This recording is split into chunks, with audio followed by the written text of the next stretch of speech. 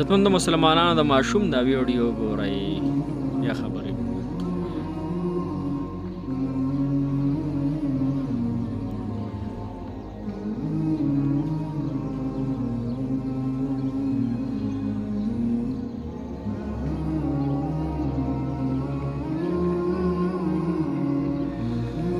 من به کم شکر د الله جل شانو فرمای لئن شکرتم لازیدنکم تاسو زما د نعمتونو شکریه ادا کوئ زه به تاسو له دغه نعمتونو زیاتوم ولئن کفرتم او چېرې تاسو انکار وکړئ به تاسو له بیا دردناک عذاب درکړم او بل ځای د الله جل شانو فرمای وان تعدوا نعمت الله لا تحصوها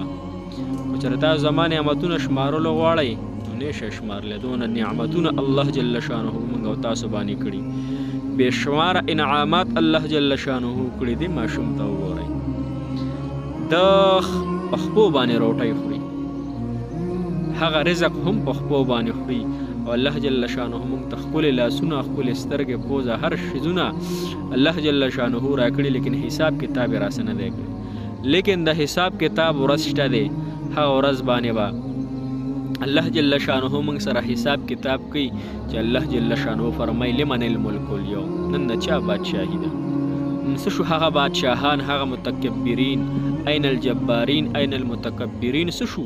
هغه بادشاهان او هغه مغرور خلک څه شو څوک به جواب ورکوونکي نه الله جل شانه فرمای لله الواحد القهار نن هغه زبردست قدرت والا چې یوازې دی او په هر څیز باندې غالب دی د هغه ذات بادشاهي ده نن عزتمند مسلمانانو هسې نه چې د یو نعمت راسه الله جل شانه بیا د دې حساب کتاب کوي نو اوس د دې نعمتونو شکریا څه ده د سترګې د پوزې د غوږونو د خولې د لاسونو د تمام اعضا جسم کې چې څونه دي د دې شکریا څه ده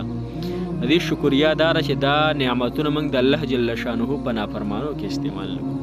مطلب سترګې دي نو سترګو په ګناهونو کې استعمال نه کړو پرتو ښځو ته بیا ونه ګورو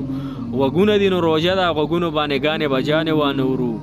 غیبت پې پردی وانه ورو نور داسې کنځلې پې وانه ورو نور داسې ګناهونه پې وانه ورو پوزه ده په دې باندې غلط څیزونه بوی کول ونه کوو زړه دی په دې کې غلط سوچونه نه راولو